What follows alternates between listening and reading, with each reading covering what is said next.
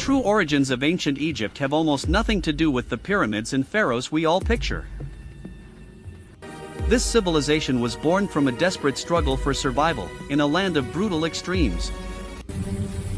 It begins with the end of the last ice age, a climatic cataclysm that forced scattered bands of hunter-gatherers out of the drying Sahara and towards a single, life-giving ribbon of water, the Nile.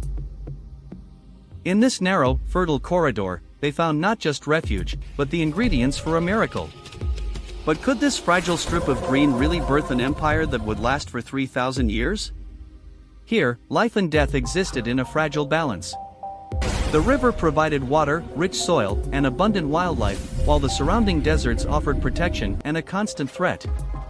This stark contrast between the black, fertile land of Kemet and the Deshret, the red land of the dead, would become the central theme of Egyptian identity. The annual, predictable flooding of the Nile was the engine of this nascent society. As the waters receded, they left behind a fresh layer of nutrient-rich silt, creating one of the first and most productive agricultural heartlands in human history. This allowed people to transition from nomadic hunting to settled farming. They began building huts from reeds and mud, sowing seeds in the fertile marshes, and storing their grain. This shift from simply finding food to producing it was a revolution that would change humanity forever. Distinct cultures began to crystallize along the river.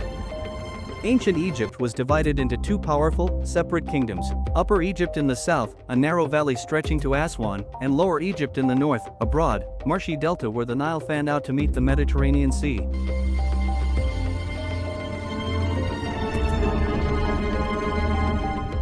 They developed their own identities, their own gods, and their own regalia, the tall white-hedged crown for Upper Egypt and the striking red Deshret crown for the north. For centuries, these two lands were rivals, connected by the Nile but divided by culture and ambition. The villages along the river grew into towns, and then into powerful city-states like Thutmose, Naqada, and Meccan. Trade flourished, ideas spread, and local chieftains, driven by a thirst for power and control over the precious river, began to consolidate their influence. The stage was set for a monumental collision. That collision came around 3000 BCE, with the rise of a legendary figure, King Narmer. Through diplomacy and conquest, Narmer of Upper Egypt finally subdued the north, unifying the two lands under a single crown, the Skent, a double crown symbolizing his rule over both.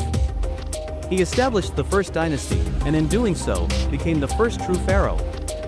He was the ruler of two lands, a king who forged a nation from a river. Narmer's successors, like the Pharaoh Den, would further solidify this unity, being the first depicted wearing both crowns. This was the beginning of the early dynastic period, the moment Egypt transitioned from a collection of competing chiefdoms into a centralized, divine kingdom. The pharaoh was now more than a king, he was a living god, the guarantor of Ma'at, the cosmic order. And to prove their divinity, they would soon embark on the most ambitious building projects the world had ever seen.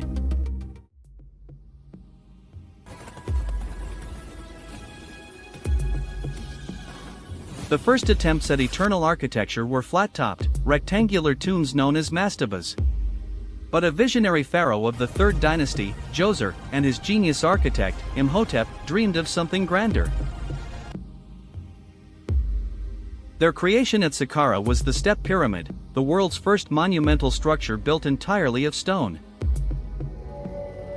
It was a staircase to the heavens, a series of 6 mastabas stacked upon one another, designed to launch the soul of the pharaoh into the afterlife. While the tomb was eventually looted, the structure itself was a declaration of power and ingenuity that would echo for millennia. It was a revolutionary proof of concept. This ambition exploded during the Old Kingdom, often called the Age of the Pyramids.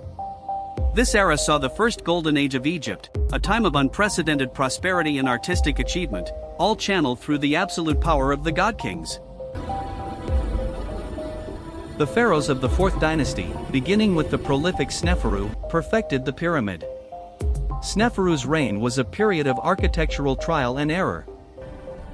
He constructed the bent pyramid, whose angle was changed mid-construction when instability threatened, and then the Red Pyramid, the first successful true, smooth-sided pyramid in history. He bequeathed a stable, wealthy kingdom and a mastery of construction to his son, Khufu. Khufu would use that knowledge to create the ultimate expression of pharaonic power, the Great Pyramid of Giza. This colossal structure, one of the 7 wonders of the ancient world, was built over 20 years with staggering precision. How did they move millions of stone blocks into place? The mystery endures. Was it vast ramps, a lost water technology, or something else entirely? It was not built by slaves, but by a skilled workforce of Egyptian farmers who were employed by the state during the Nile's inundation season, paid in bread, beer, and other goods. It was a national project that unified the country in purpose. Khufu's successors, Khafre and Menkaure, built the second pyramid and the smaller third pyramid at Giza, with Khafre also gifting the world the enigmatic Great Sphinx, its lion's body and king's face guarding the plateau for eternity. Show your support by giving this video a like and subscribing to Winds of Thought for more deep dives into history's greatest civilizations. We explore the past, layer by layer. If you like my video, subscribe me and follow for more.